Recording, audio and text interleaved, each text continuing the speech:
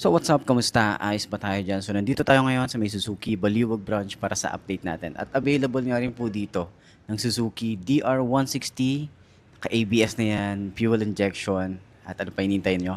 Kung ito yung hinahanap nyo pang trail bike, dual sport, ito yung Suzuki DR160 full package na pagdating sa specs niya. So tara, alamin natin yung presyo at yung specification kung sulit nga bang bilhin ngayong 2026. Tara, samahan nyo ako, walk around natin to.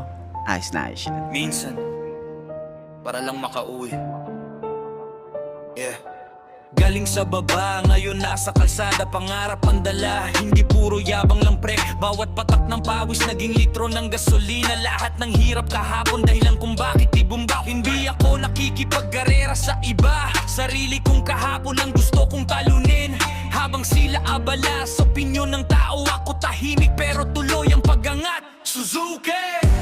Ride with a purpose, hindi lang forma, may lalim ang serbisyo. Full tank ng pag-asa, walang atras kahit rough road. Kapag pamilya ang dahilan, walang overload. Suzuki.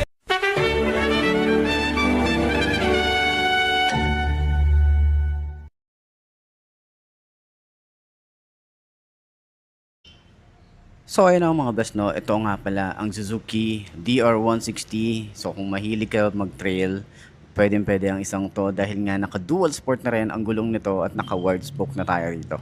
Tara, alamin natin yung kanyang full specs or yung itsura ng kanyang motorcycle. Samahan nyo ako, walk around natin to. Ayos na ayos yan. So yun na nga, sa kanyang headlight, meron tayo ditong projected lamp. Meron na rin tayong daytime running light dito sa side. Naka-LED na rin yan. Signal light natin dito, flexible. LED na rin tayo rito. May Suzuki dito sa may taas. Okay, napaka-premium talaga nung emblem ng Suzuki. Ayan, meron tayong parang visor dito na maliit. And then, napakalapad nung kanyang fender dito sa harap. Extension na rin tayo rito. Meron tayong ABS na decals dito or sticker. Kasi nga, naka-ABS na rin tayo dito sa harap. Ayan. So, naka-telescopic fork. Meron tayong rubber boots. Meron tayong reflector side by side. And then, naka-wide spoke. Okay? So, dual sport yung kanyang gulong. Ang size dito ay 90 by 90 by 19. Okay? So, naka-single disc brake. Dual pot caliper. Ang tires niya nga pala ay CST tires na rin. So, hindi ka dito tinipid ni Suzuki. Ayan. So, dito sa side, yung tambucho niya, ito, dito siya pinadaan. Meron tayong cover dito para hindi tayo mapapaso in case na madikit tayo or yung tuhod natin dito. Tapos, dito siya pinadaan sa likod and then, ito yung pinaka-tambucho niya. So, FI na rin po ito. And then, ito yung side ng makina. May Suzuki dito na naka-engrave. Yung kanyang rear brake pedal, smooth lang din. Yung foot pegs na piplip. Tapos, combination ng rubber and metal yan. And then, dito sa side, aggressive. May mga sharp design din tayo. May Suzuki na decals dito. And then dito, pababa na DR or dual sport dito. Ayan. So dito parang carbon fiber finish. And ito, ma-appreciate may mga ganitong design eh. Para siyang dinugtong dito. And then combination ng black and white na glossy finish. So kung gusto mo rin mag-angkas, pwede naman. Meron tayo ritong foot pegs para sa angkas natin. Combination din yan ng rubber and metal. Okay, so kung gusto niyo naman tanggalin, ma-detach nyo naman dito. Pwede nyo alisin yan kung ayaw nyo mag-angkas. Okay, so sa likod, swing arm natin malapad. Yung adjuster natin dito, kung gusto nyo i-adjust pa. So naka single disc brake, single pot caliper tayo rito. Then naka mono shock. Sa pinaka center naman yan, meron tayong harang din dito. Yung tires niya is CST tires na rin. Ang size naman ay 110/90 by 17. And then, ito yung itsura ng kanyang gulong. Dual sport na rin talaga. So, ready na yan pang on and off road. So, ayan, naka-wide spoke din tayo. Yung tambucho, ito yung itsura. Ito, stainless yung pinakadulo niya. Ayan, may decals din tayo rito na 160. Yung kanyang bracket para sa top box. Naka-ready na rin yan. So, alisin nyo lang to. Okay, so pwede na kayong bumili ng top box. Lalagyan nyo na lang. Yan, napaka-solid din nung kanyang metal na ginamit dito. Makapal. And then, yung kanyang taillight is naka-LED na rin. Signal light natin dito, flexible. LED na rin yan. May plate light, reflector.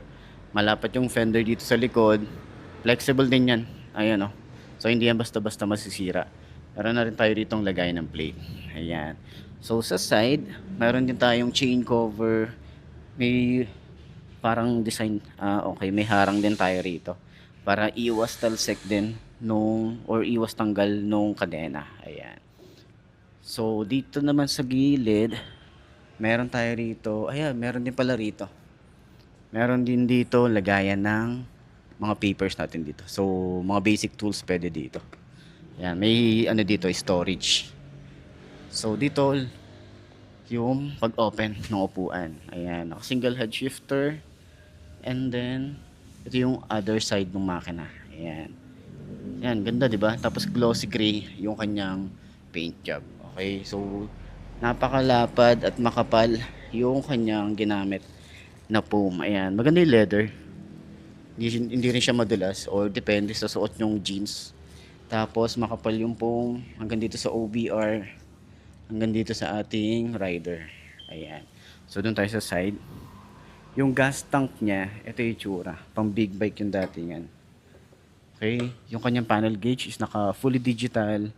Makikita natin dito, signal light, ABS, neutral, engine check pag naka high beam, and then yung ating key. Ayan. So select and adjust, tapos fully digital tayo rito, nandito yung speedometer. Ito yung ignition, simple lang din, tapos yung ating susi. Ayan. Yung ating side mirror, ito yung design, hindi siya pa down style medyo pa oblong yung design niya. And then switches natin, naka-automatic on na pala to kapag nag-on tayo ng engine kasi wala tayong switches dito. Pero may kill switch, electric starter, yung grip niya makapit, throttle, mababaw, yung lever, ito malapad, makapal din. Okay, smooth naman yan. Dito naman sa side, clutch, ayun, smooth lang din. May USB charging port na rin pala tayo rito. Ayan. High and low. May flasher na rin tayo rito. Signal light. And then, busina. Ayan. So, yan. Yan yung kabuuan ng ating Suzuki DR160. So, sa lahat ng mga gustong bumili nito, available po yan dito sa may Suzuki Baliwag branch. Okay, so check naman natin. Hindi ko mababike pit to or hindi ko masasakyan siya kasi nga alam niyo naman, hindi ko naman din talaga abot to. Pero tatry natin yung shock niya. Let's go. Check natin yung shock niya. So yung turning radius na ito. Malawak din pa rin turning radius niya. Malawak din, oh. Yung shock niya.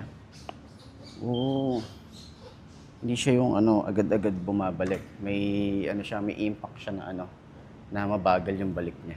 Ayan. So, yun. Magaan din naman siya eh. Magaan siya, oh. Magaan pag tinatayo siya. So, pwede rin to sa mga beginner. Lalo na pag matatangkad ka, siguro abot to mga 5'6" pataas. Abot na abot to. Okay, pero sa 5'2" na kagaya ko, hindi ko siya abot. So, yan. Sa tingin nyo, sulit nga bang bumili nito? Comment nyo naman yan. At sa mga gustong bumili, available po yan dito sa may Suzuki Baliwag branch.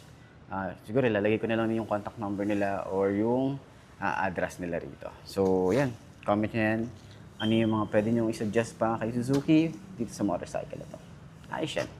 So, ayun na mga boss, no? Sa lahat ng mga nagtatanong magkano nga ba ang ganitong motorcycle, ilalagay ko sa screen nyo para at least meron tayong reference kapag kumuha tayo ng cash at hulugan. So, sa tingin nyo, sulit nga bang bumili ng ganitong motorcycle ngayong 2026? Comment nyo naman yan at para sa lahat ng mga nakagamit na ng ganitong motorcycle, baka pwede nyong i-share dyan sa comment section.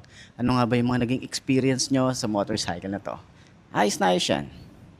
So ayun na mga best, no, ito na ba ang motor na babagi sa'yo? Kung ito na nga ay markahan mo na at mag-subscribe ka na sa aking YouTube channel, i-click mo na rin yung notification bell para updated ka sa lahat ng videos na upload natin. Dito araw-araw, so lagi yung tatandaan, wala sa brand na motor ang itatagal yan. Kundi nasa pag-aalaga mo yan, tatagal yan. Ayos na ayos yan. So kita-kita na lang ulit tayo bukas. I'm Mark D. Ciao. Maraming salamat sa inyo.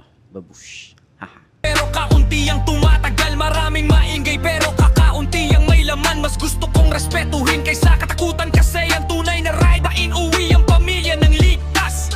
Kung bumagal ako, hindi ibig sabihin talo. Minsan ang mabagal siyang umaabot sa dulo. Respeto sa daan, respeto sa buhay. Yan ang tunay na flex na walang kapalit. Suzuki! Hindi lang pangalan sa tangke, ito ang kwento ng taong lulaban araw-araw, bawat arangkada, pangarap ang sakay. Bawat pagpreno may responsibilidad. Hindi lahat ng panalo nasa finish line. Minsan ang tunay na tagumpay, yung ligtas kang umuwi at mayakap mo ulit ang mga naghihintay.